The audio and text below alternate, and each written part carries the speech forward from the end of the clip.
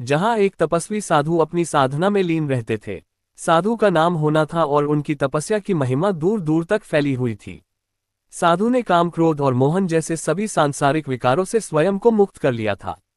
उनका जीवन सादा और आदर्श था, लेकिन नियति ने उनके जीवन में एक ऐसा मोड़ लाने की तैयारी कर रखी थी जो उनकी तपस्या और उनके मानवीय इच्छाओं को चुनौती देगा।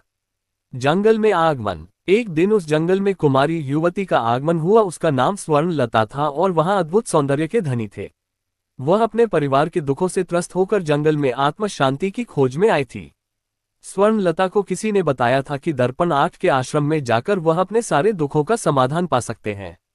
स्वर्णलता जब आश्रम पहुंचे तो तब उन 8 उसे देखकर थोड़े विचलित हो गए। वर्षों की तपस्या के बाद उन्होंने अपने मन को नियंत्रित करना सीखा था, लेकिन स्वर्णलता का सौंदर्य उनकी आत्मा को विचलित करने लगा। उन्होंने स्वर्णलता को शांत स्वर में कहा, बेटी, यहाँ क्यों आए हो? यह स्थान तुम्हारे जैसे संसार के लोगों के लिए नहीं है। स्वर्णलता की कथा। स्वर्णलता ने आंसुओं से भरी आंखों से कहा, महाराज, मैं संसार से निराश होकर यहाँ आई हूँ। मेरे माता पिता का देहांत हो चुका है और मेरे मंगेतर मुझे छोड़कर चला गया। मेरा जीवन अपने निरर्थक लगता है। मैं यहाँ आपकी शरण में आई हूँ ताकि मुझे शांति मिल सके। दर्पण 8 ने उसकी बात सुनकर उसे आश्रम में ठहरने की अनुमति दे दी, लेकिन उन्होंने उसे साफ चेतावनी दी, यहाँ साधना का नियम खड़ा है। अगर तुम मेरे साथ रहोगे तो तुम्हें भी इस नियम का पालन करना होगा। आकस्मिक निकटता दिन बीतते गए और स्वर्णलता ने दर्पण 8 की सेवा शुरू कर दी।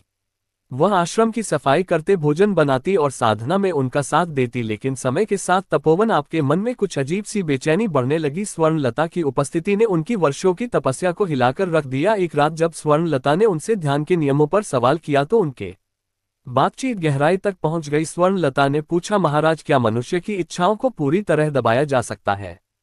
क्या यह संभव है कि हम अपने मन की हर भावना को अनदेखा करें? फोन 8 ने शांत स्वर में कहा, इच्छाओं को दबाना ही मानव जीवन का सबसे बड़ा संघर्ष है, लेकिन यही तपस्या का मार्ग है। काम वासना का प्रवेश। एक दिन बारिश की एक घनघोर रात में स्वर्णलता का वस्त्र भी गया। वहां जब आश्रम के भीतर आए तो टप्पूनाथ ने उसे देखा। उस दृश्य ने उनके मन को पूरी तरह से विचलित कर दिया। वह जानते थे कि यह काम वासना है जो उनकी साधना को नष्ट कर सकती है। उन्होंने आंखें बंद कर ले और गहरी साधना में चले गए, लेकिन स्वर्णलता भी साधु की ओर आकर्षित हो रही थी। उसका अकेलापन और उनका धैर्यपूर्ण व्यक्तित्व उसे अपनी ओर खींच रहा था। वह जानती थी कि यह अनुचित है, लेकिन भावनाओं पर उसका नियंत्रण समाप्त हो रहा था। रहस्यमय घटना। एक रात जब आश्रम के चारों ओर घना अंधेरा छाया हुआ था, स्वर्णलता अचानक अपने कक्ष से गायब हो गई। तपन 8 ने जब सुबह देखा कि स्वर्णलता कहीं नहीं है तो वह घबरा गए। उन्होंने उसे जंगल के हर कोने में ढूंढा, लेकिन वह कहीं नहीं मिली। फिर उन्होंने ध्यान किया और उनकी चेतना ने उन्हें एक रहस्यमय गुफा की ओर इशारा किया। वह गुफा जंगल के सबसे गहरे हिस्से में थी, जहां जाने की किसी की हिम्मत नहीं होती थी। गुफा का रहस्य। जब 8 गुफा के पास पहुंचे तो उन्हें वहां स्वर्णलता की आवाज सुनाई दी। वह किसी से बात कर रही थे, लेकिन वहां और कोई नहीं था। उन्होंने छिपकर देखा तो पाया कि स्वर्णलता एक अदृश्य शक्ति से संवाद कर रही थे। वह शक्ति स्वर्णलता को समझा रहे थे, तब और 8 तुम्हारे जीवन का केवल एक अध्याय है, लेकिन तुम उनके जीवन की सबसे कठिन परीक्षा बन चुकी हो। अगर तुम चाहो तो उनकी तपस्या को तोड़ सकते हो। नाथ ने ये सब सुनकर हैरानी से कदम पीछे खींच है, लेकिन तभी उस अदृश्य शक्ति ने दर्पण 8 को संबोधित करते हुए कहा था, अब समय आ गया है कि तुम अपनी इच्छाओं का सामना करो। क्या तुम अपने बेहतर की काम वासना को नियंत्रित कर पाओगे? क्या तुम्हारे वर्षों की तपस्या बैठ जाएगी? अधूरा अंत। गुफा के भीतर से स्वर्णलता और उस अदृश्य शक्ति की आवाजें अब और तेज हो रही थी। तपोवन 8 असमंजस में खड़े थे। उनके सामने ये प्रश्न था कि क्या वह गुफा के भीतर जाए और अपने मन की वास्तविकता को स्वीकार करे, या अपनी तपस्या को बचाने के लिए स्वर्णलता को हमेशा के लिए भूल जाए। ऐसा कि गुफा का सामना। तब उन 8 गुफा के बाहर खड़े थे। गुफा से आती अदृश्य शक्ति की आवाज और स्वर्णलता का संवाद उनके भीतर एक द्वंद्व पैदा कर रहा था। वह जानते थे कि गुफा में कदम रखना उनकी तपस्या के अंत का संकेत हो सकता है, लेकिन अगर उन्होंने ऐसा न किया तो स्वर्णलता का जीवन खतरे में पड़ सकता था। कुछ देर के लिए उन्होंने अपने भीतर के शोर को शांत किया और गहरी सांस लें। फिर उन्होंने अपने मन में निर्णय लिया, अगर मेरा कर्तव्य किसी की रक्षा करना है तो मैं से पीछे नहीं हट सकता, भले ही यह मेरी तपस्या के लिए सबसे कठिन परीक्षा हो। गुफा के भीतर का रहस्य। 8 आपने गुफा के भीतर कदम रखा। अंदर का माहौल एकदम अजीब था। चारों ओर अंधेरा था, लेकिन बीच में एक हल्की सुनहरी रोशनी चमक रही थी। उस रोशनी के केंद्र में स्वर्णलता खड़ी थी और उसके चारों ओर हवा में तैरती अदृश्य शक्ति का प्रभाव साफ महसूस हो रहा था। स्वर्णलता का चेहरा शांत था, लेकिन उसकी आंखों में एक अजीब चमक थी। महत्वपूर्ण आठ को देखकर बोली, महाराज, क्या आप यहाँ मुझे बचाने आए हैं या स्वयं को खोने? तपोवन आठ ने उसकी ओर ध्यान से देखा और कहा, मैं तुम्हें बचाने आया हूँ स्वर्णलता, लेकिन यहाँ जो हो रहा है उसे समझाने की आवश्यकता है। यह अदृश्य शक्ति कौन है और तुम उसके प्रभाव में क्यों हो? अदृश्य शक्ति का परिचय तभी वह अदृश्य शक्ति बोल उठे, मैं इस गुफा की आत्मा हूँ। ये स्थान सदियों से तपस्वियों और साधकों की परीक्षा लेता आया है। जो यहाँ आता है उसे अपने सबसे गहरी इच्छाओं और भय का सामना करना पड़ता है। टर्बोनाथ ने कहा, मैं यहाँ किसी परीक्षा के लिए नहीं आया, मैं स्वर्णलता को वापस ले जाने आया हूँ। उसे यहाँ मत रोको, उस शक्ति में हंसते हुए कहा, राजा को राजकुमारी और मंत्री मुद्रा योजना शुरुआत। तुम इतने वर्ष में काम वासना को दबाते एक शांत और सवाल खड़ा गया है जहाँ ये तुम्हारे भीतर अब भी जीवित है, और स्वर्णलता इसका माध्यम है। अगर तुम इस परीक्षा में असफल हुए तो तुम्हारी तपस्या नष्ट हो जाएगी। मन और मुंह का संघर्ष। तर्पण आठ को महसूस हुआ कि उनकी धड़कन तेज हो रही है।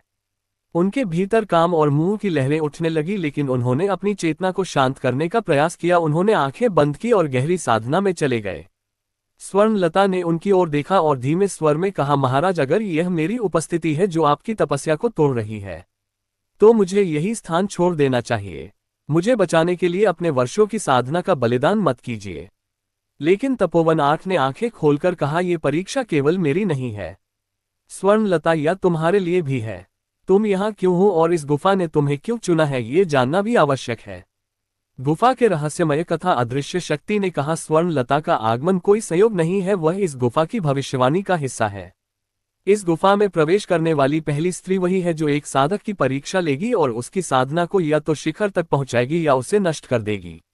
स्वर्णलता ने हैरानी से पूछा, लेकिन मैं तो केवल अपनी समस्याओं से भागकर यहाँ आई थी, मुझे इस गुफा की कोई जानकारी नहीं थी। शक्ति ने जवाब दिया, ये तुम्हारा भाग्य था, और अब ये फोन आठ पर निर्भर करता है कि वह इस परीक्षा को कैसे पूरा करेंगे। अंतहीन परीक्षा। तो आठ ने गुफा की आत्मा से पूछा, इस परीक्षा का उद्देश्य क्या है? क्या मुझे मेरी तपस्या का त्याग करने के लिए विवश किया जाएगा? मेरे मन की शुद्धता की जांच की जा रही है। शक्ति ने कहा, इसका उत्तर तुम्हारे भीतर है। तुम्हें अपने मन के सबसे गहरे कोनों में झांकना होगा।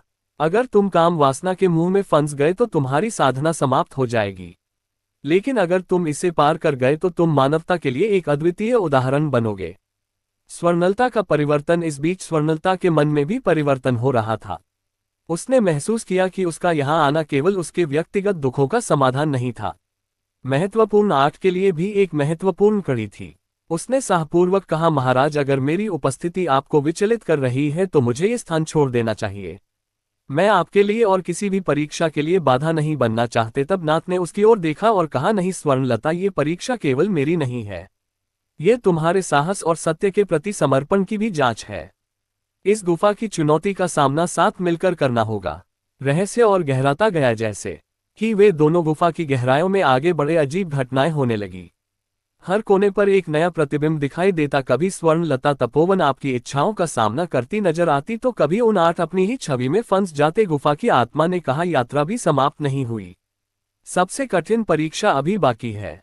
कहानी का अधूरा अंत। गुफा के भीतर अभी और रहस्य छिपे थे। तपोवन आठ और स्वर्णलता दोनों को यह नहीं पता था कि आगे क्या होगा। उनकी इच्छाओं और भय का ये संघर्ष उन्हें किस दिशा में ले जाएगा, यह अभी भविष्य के गर्भ में छिपा था। गुफा के रहस्यों की गहरी तह तक पहुंचते हुए उन आठ और स्वर्णलता की यात्रा अब और भी रहस्यमय हो चुकी थी। गुफा की दीवारों पर उकेरे गए चित्र अचानक जीवंत हो उठे थे और हर चित्र एक नया संकेत देता था। एक एक कदम के साथ यह अनुभव और भी गहरा होता जा रहा था। स्वर्णलता ने तर्पण आपकी ओर देखा और बोले, महाराज, ये चित्र क्या दर्शाते हैं?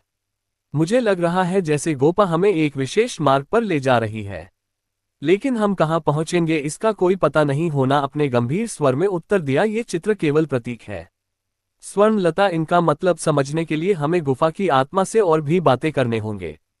तभी गुफा की गहरी आवाज आई, तुम दोनों जिस मार्ग पर चल रहे हो वह रास्ता केवल तुम्हारे मन के अदृश्य भय और इच्छाओं के बीच से होकर जाएगा।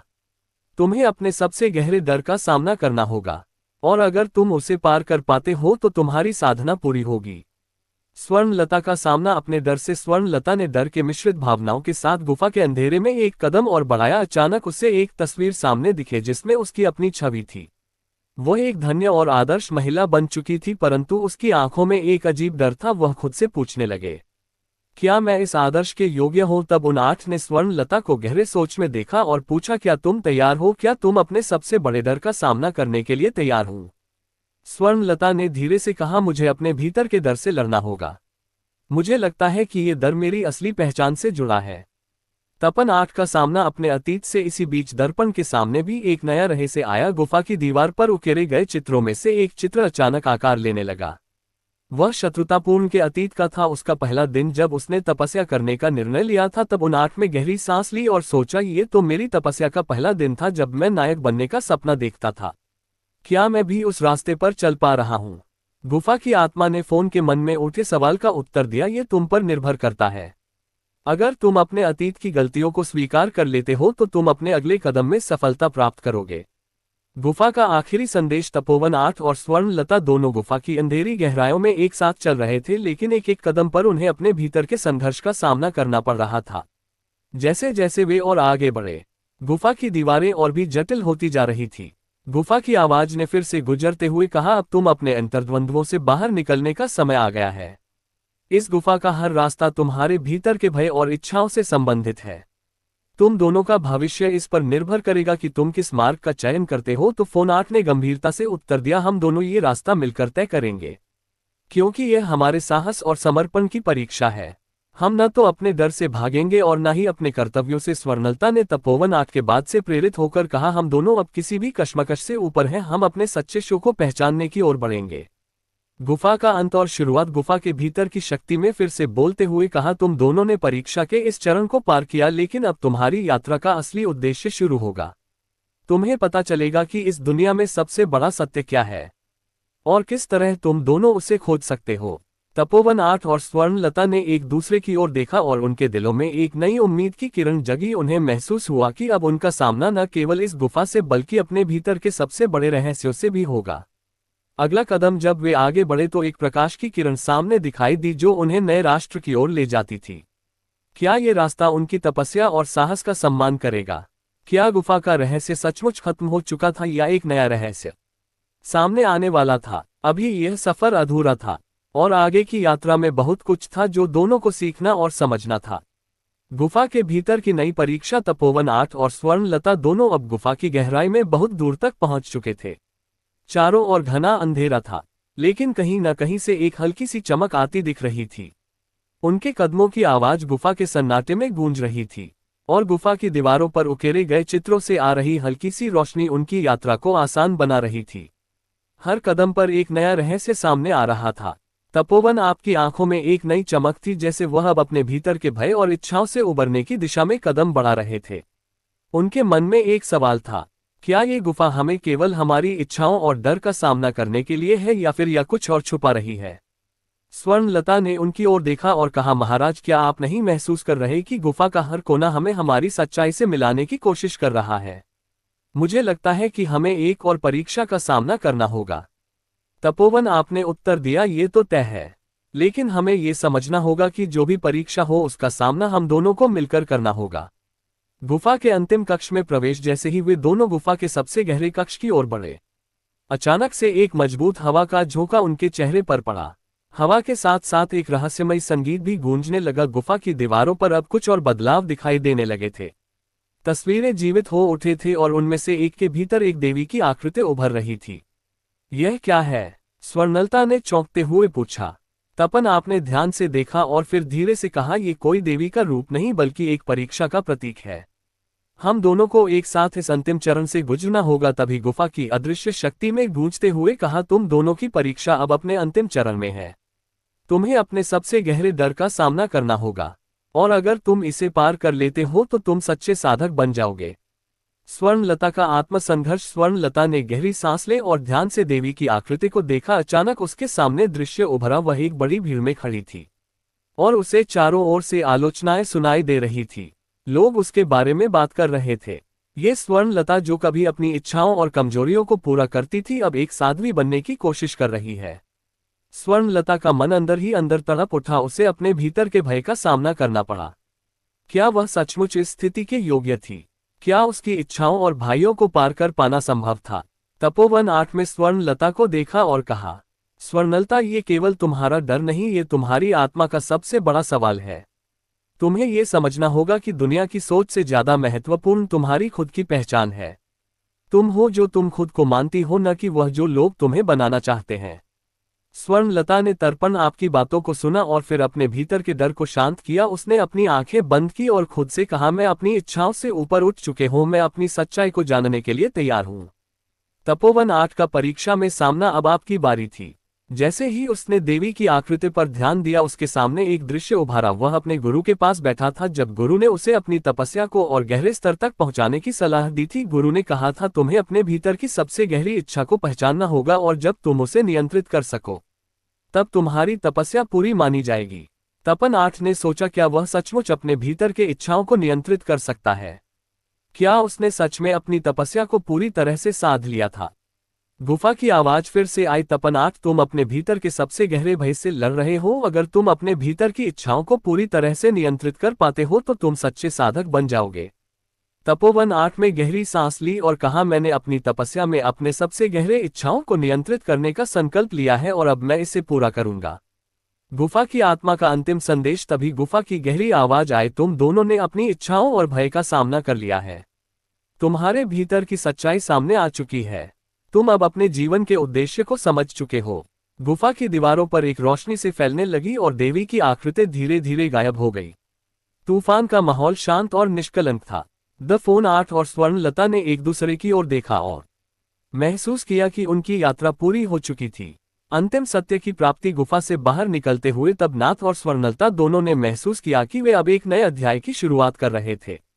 वे अब केवल अपने बाहरी उद्देश्यों को पूरा करने के लिए नहीं, बल्कि अपनी सच्चाई को पहचानने और दुनिया में एक परिवर्तन लाने के लिए जीवन में आगे बढ़ रहे थे।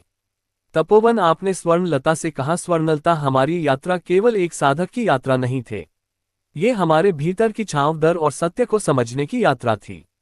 स्वर्णलता ने मुस्कुराते हुए उत्तर दिया, तपोवन 8, हम दोनों अब सच्चे साधक बन चुके हैं और अब हम अपने जीवन के उद्देश्य को पूरी तरह से समझ चुके हैं। हम दुनिया में बदलाव लाने के लिए तैयार हैं।